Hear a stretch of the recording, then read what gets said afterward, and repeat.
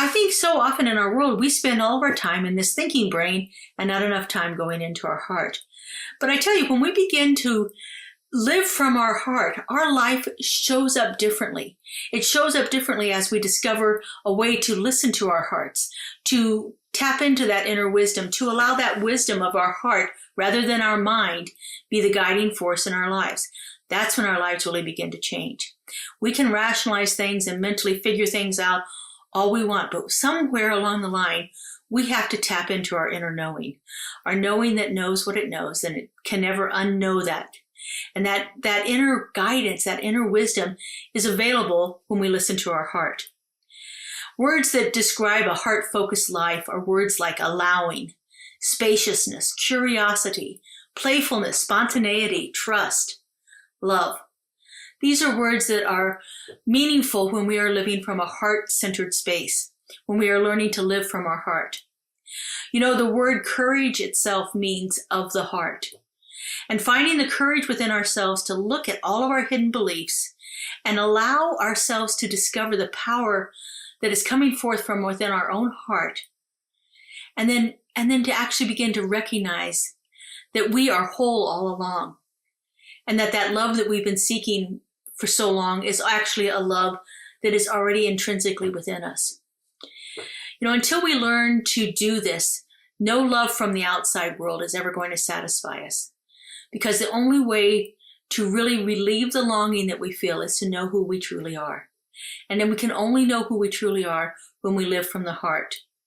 Our mind will actually work itself into circles around this idea of who we are and what we should do and how we should love and who's the right one for us.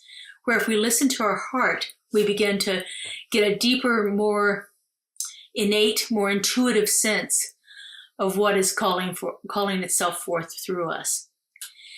When we live from our heart, we are actually beginning to understand that we are sourced from an energy that animates everything. We are born from an energy that created all of life. And every atom of our being, every atom, every molecule, every tiny particle of our being is filled up with this light, this amazing love intelligence that has brought forth everything into existence. When we step out of the struggles that are caused by the hidden beliefs that our mind has created, and then we are able to rest in this field of love, then we begin to really experience the magnificence of who we truly are and what we came here to do and how we came here to live and be. And this is when amazing things begin to happen in our lives. We begin to realize that our greatest joy in life is to be this love. Not to receive this love, but to be this love. To be the place through which this love is pouring itself forth into the world. And realizing that our true destiny is to be this love, then another wondrous shift begins to happen. We step into this greater circle of giving and receiving love. Once we recognize that that love is already within us, that is longing to pour itself forth through us, then we begin to give it out all over the place and we begin to receive it in turn. That giving and receiving is the very nature of the love. And the more you love, the more it comes back to you. And because you're aware of it, the more quickly you recognize it and recognize it for what it is. That this is that true, divine, sacred love that is longing to express itself through us. So this process of living from the heart begins with the act of surrender. But this is not surrender that's caused by being defeated. This is the surrender that is the product of great courage. It takes great courage to be with the things that challenge us. It takes great courage to be willing to sit in the situations and to open up and ask the questions that are wanting to be asked. It takes great courage to be open and receptive and compassionate with ourselves as we go through this process. This act of surrender is not often an easy thing. This act of surrender takes a great deal of courage and fortitude and willingness to allow us to have a different experience in our lives. Once we have that calling for something different, then we become open and receptive to it. The saints and the sages and all the mystics throughout times have also called this surrender humility. And true humility is a state of being available. It's being available for spirit. And it is in this humbleness that we cry out, use me. Oh God, use me. I am here. I am open. I am receptive. I am a willing vessel. Flow through me. Some of our best songs in our Centers for Spiritual Living movement are words about this idea. We have the song, Use Me, which is a favorite of ours to sing here. Flow through me. Spirit, flow through me. As I open up to be that expression of your unending love. Justin Vogel, our music director's song. These ideas are powerful and palpable, and they are life-changing. When we have the willingness to surrender and to live from a place of humility, the divine within us responds to the call upon our heart. And this is the call of the sacred revealing itself to us through our willingness and our ability to surrender and release and sit in the question with compassion for ourselves, with curiosity. And our reward is usually a feeling of awe and wonder. When we turn to the challenges of our life over to spirit, when we turn all of these issues that we face throughout our life over to spirit, the wisdom of the heart can guide us and support us. When we try to figure it out with our human brains, if we try to keep it rationalized and logical and contained and neat, and we don't want to deal with the messy part of things, when we try to keep all of that controlled, we are shutting ourselves off from the wisdom that's inherent within our heart. And we are shutting ourselves off from the flow of the divine through us. For I truly believe that's where it comes through. It doesn't come through my rational thinking brain. I may get insights, I may be getting hits and so forth, but it's when I go deep within, when I tap into that heart center within my being, that's where the true magic happens. That's where the spontaneous inspiration comes forth. That's the moments when we feel the 2x4 that's hitting us up beside the head, saying, wake up, wake up. It's time for you to be. It's time for you to sit in this realization of who and whose you are. This is time for us to live from that heart space and to allow that heart space to be open and available and receptive to the influx of spirit, because it's always looking for that place to fill a void. It's always looking for that channel through which it can show up in this world. It is the only way that spirit operates in this world, is through each one of us individually. And it does a much finer job operating through our hearts than it does through our minds. In her book, Mary O'Malley has a section that she calls the 4 lets. And this is a spiritual practice of going a little bit deeper in each one of these ideas of surrender and openness and willingness and sitting in the awe and the wonder of the situation. And so I thought tonight we could use this as a spiritual practice to explore a little bit deeper. So let me just talk a little bit about the 4 lets. The first let is let life. And this is the art of turning our challenges over to life and allowing that innate intelligence to support us in every step of the way. It's the art of acknowledging that we're caught up in this situation and we're feeling powerless in the face of all of these internal reactions we have and mental machinations that we're trying to work through. It's that art of letting that go and having the willingness to ask the divine intelligence for clarity. Because this infinite intelligence is always with us, and we can access it simply by asking for help. And the questions that we need to ask need to be open-ended, because when they're open-ended, they allow space for all kinds of answers to come through. So remember, we talked about before that the quality of our questions matters. but the quality of the questions that we're asking. So asking these open-ended questions, things like, what is here for me to know? What would be the next step in this process? What is the nature of this? These are open-ended questions, and when we ask the question and then sit, there's a space where we're signaling life that we are open and receptive for the influx of the answer to come through to us. So that's the first step. The second step is let it be. And this is when we stop fighting, we stop resisting our experiences, and we open up inside, and we create a spaciousness within us where we can actually explore what's really going on. And so when we turn towards what we're exploring, what we're experiencing with curiosity, and we put some space around it, we give it the space to work, then within this spaciousness, that's where the healing can happen. That's where the release can happen. That's where we can let go of these things that have limited us for so long. Allowing is the key word here. You can't really look and listen to something if you're resisting it. And so we have to allow it to be. This is where that phrase, it is what it is, comes in. We just allow it to be what it is.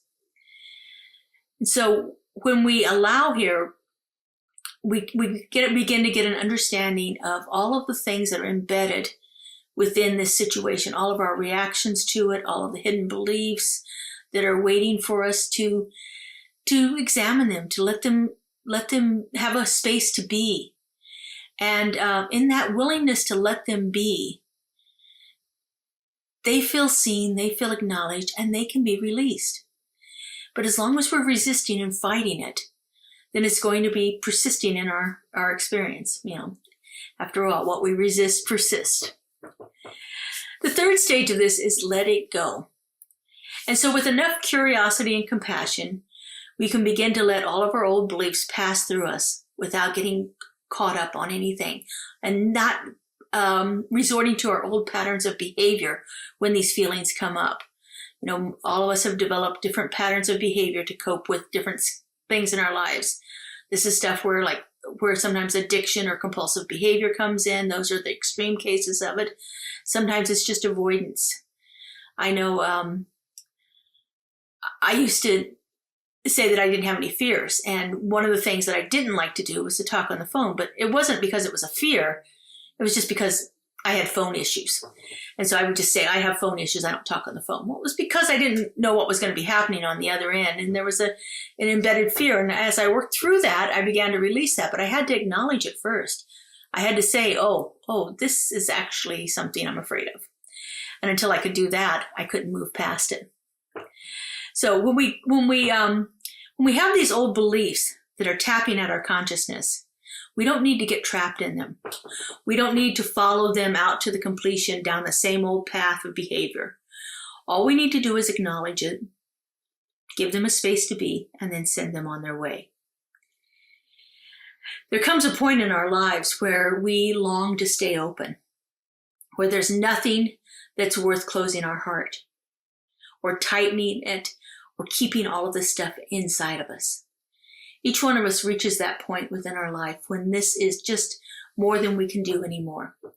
And our willingness to not get caught up in the drama that comes from all of that becomes stronger the more we develop our capacity for compassionate curiosity. What is the nature of this? What is this about for me? Gentle with ourselves, yet staying open and curious. When we let our life be allowing, instead of resisting, we make way for life to move through us, and we begin to enter into our natural state, which is a state of joy. The final stage in this is let go. So 3 was let it go, 4 is let go. And this is where we just simply relax and open to the moment, opening up to life, opening up to what is happening through us. We allow it to flow through us. We don't have to spend time in even sitting so much with curiosity or anything else. We just open it and allow it to move through. This is the joy of relaxing into life. And this is when the life naturally unfolds itself through us, rather than using our minds to try to work it out and make it happen, or resist the things that aren't happening. This is when life is just moving through us. This is when we're in that fourth stage of consciousness that we call the as-me stage, where life is showing up as me. We've been trying to control the uncontrollable. So much of our life is spent doing that. And in doing so, we keep ourselves tied up in knots. But when we finally stop trying to control life with our mental brains, and we begin to let life live through us, living through our heart, we discovered that that's where true joy is. And so let's go through this practice here. I'll take us through a brief contemplation, and we're just going to go through these 4 stages. I probably will not list the stages as we're going through there, but just simply begin to follow those stages and give you guidance as we go. So I invite you to just take a moment here and do what it is you do to get yourself connected. Connected to your body, connected to that indwelling presence. Many people like to simply breathe deeply and close their eyes. This can become a tangible signal to the universe that you're open and receptive. Just do what that is that you do. You might want to check in with your body. Again, just like in the letting it be stage, we just notice what's around us. Notice any sensations or feelings. Notice anything that's happening right now in our bodies.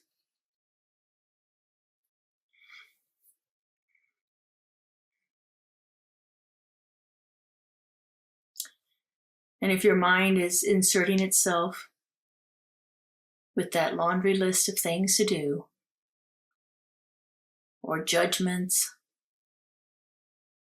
or anything else that's showing up as resistance, just acknowledge it.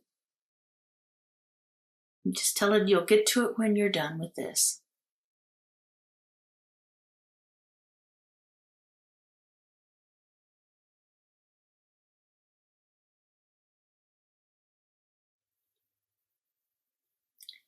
I want you to bring to mind some recent time when you felt anxious or irritated, disturbed about something was happening. It could be something very small, very minor. It doesn't have to be anything big. Just kind of bring that to your mind and get yourself so that you are back in the situation, back feeling some of those feelings. Maybe some of your old hidden beliefs have been triggered.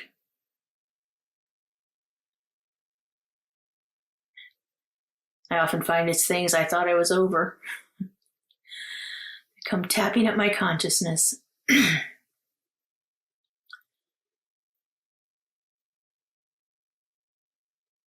So in the first part, we're going to begin to ask some of those open-ended questions. What is the need here that is asking to be met? What is the need in this situation that is asking to be met?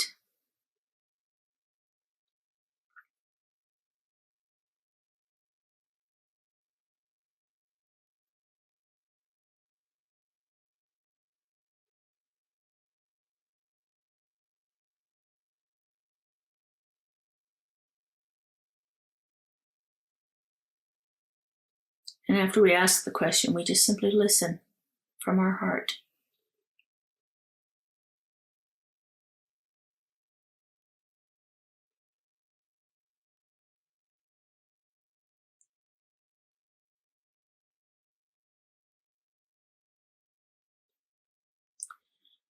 What is the way through this situation for me?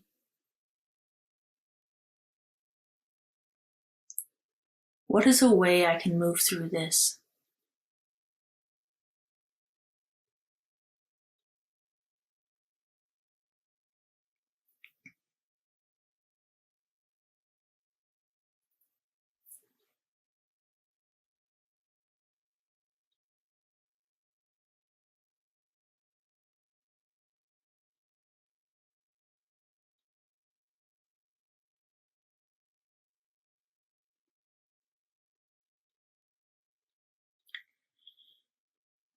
And what is here for me to see that I have not been able to see before?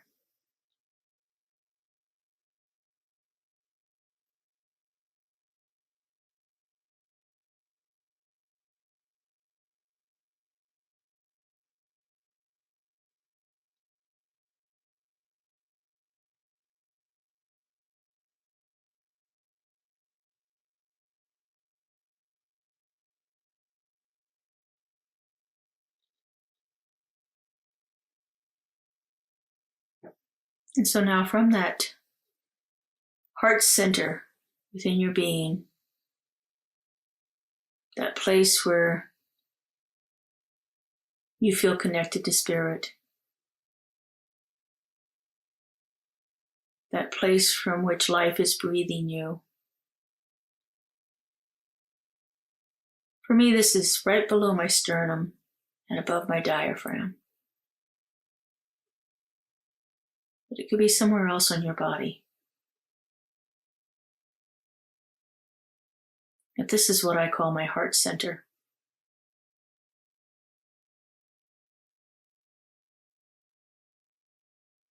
And from this place, I'm going to breathe.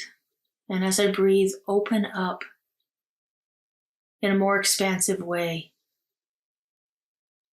And just allow these feelings, this situation, and any answers that came through to just rest in this spaciousness. And as I breathe, I just visualize the space opening greater and greater.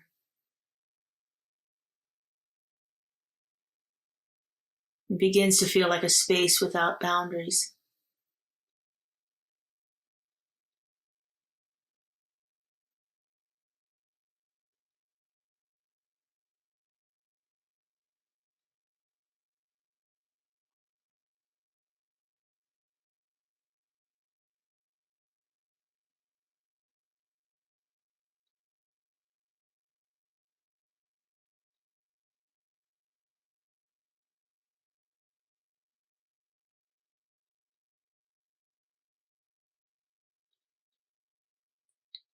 And so as the space continues to expand within you,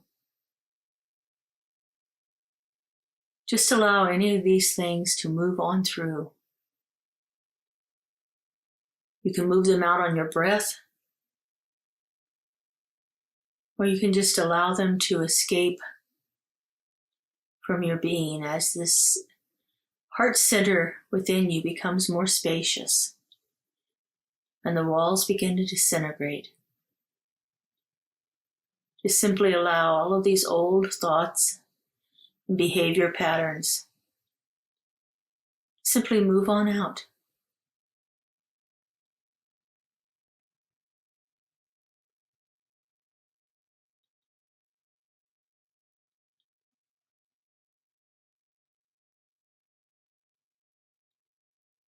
And as they move out, know that the divine rushes in to fill a void. And it fills it with joy and peace.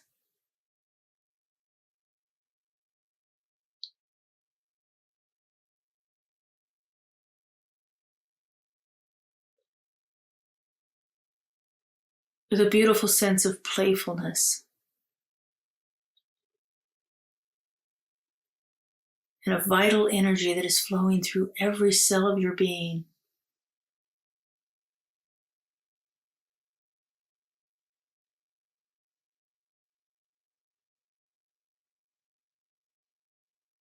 That loving creative intelligence is pouring forth its love into you, filling every nook and cranny of your being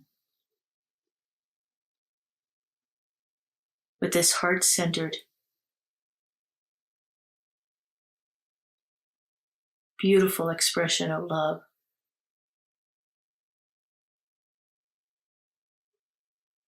And just rest for a moment, allowing in the spaciousness for this joy and peace and love to simply bounce around inside of you.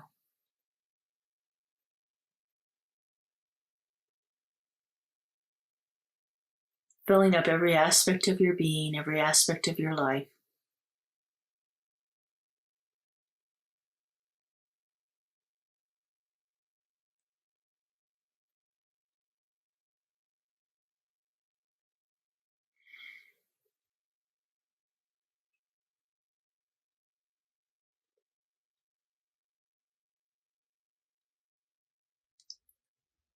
So let's just take in a nice deep breath.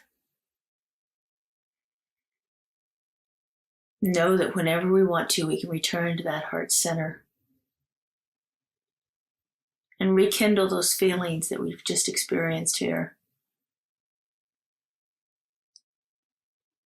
That incredible unconditional love.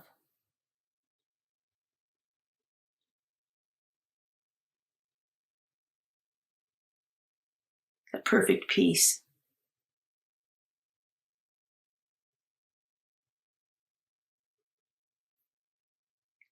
And that playful joy.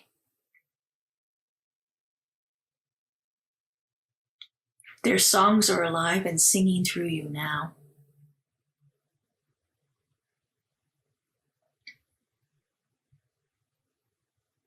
Just breathe into that.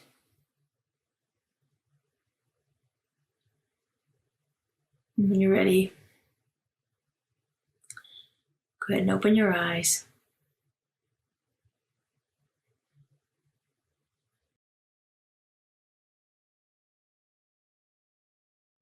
So let's apply one more of our spiritual practices to this idea of living from the heart.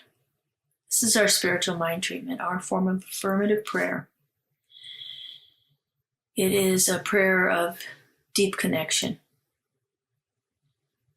prayer of recognition, a prayer that knows the truth of everything that's been spoken here tonight. So I just invite you to turn within.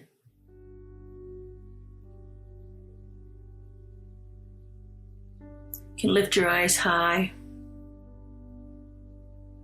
or softly close them. Whatever works for you to let you get to that space of deep connection.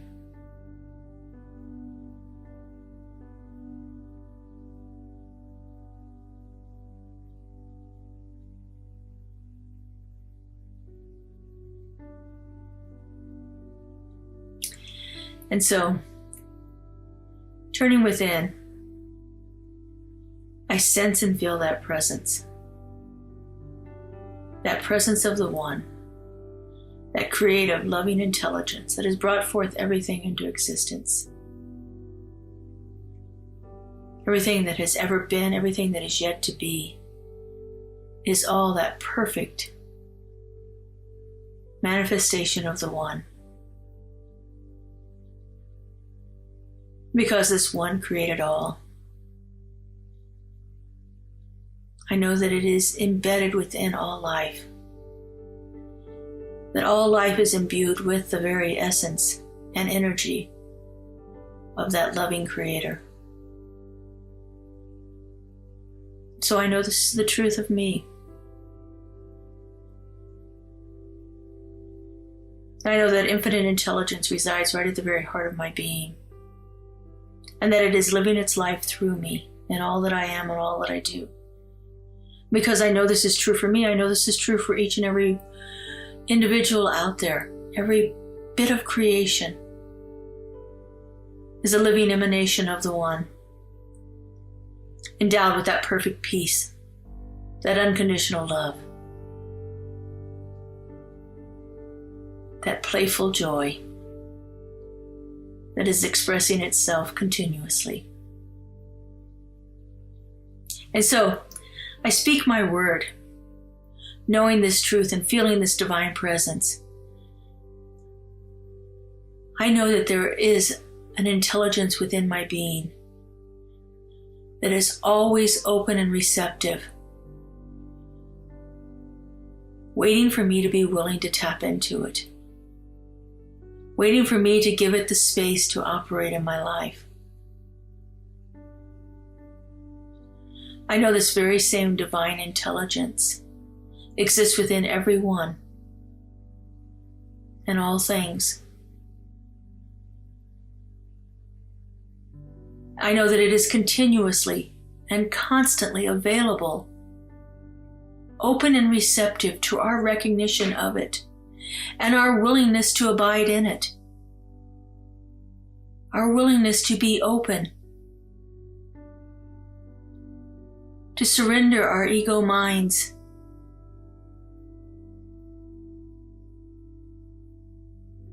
and to humble ourselves before it.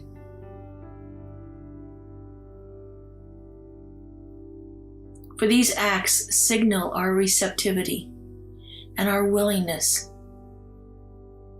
to be open and curious and awed by it in every moment. This is our divine opportunity.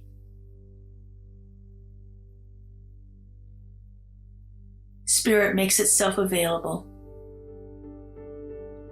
and we are the receptive vessels through which it flows.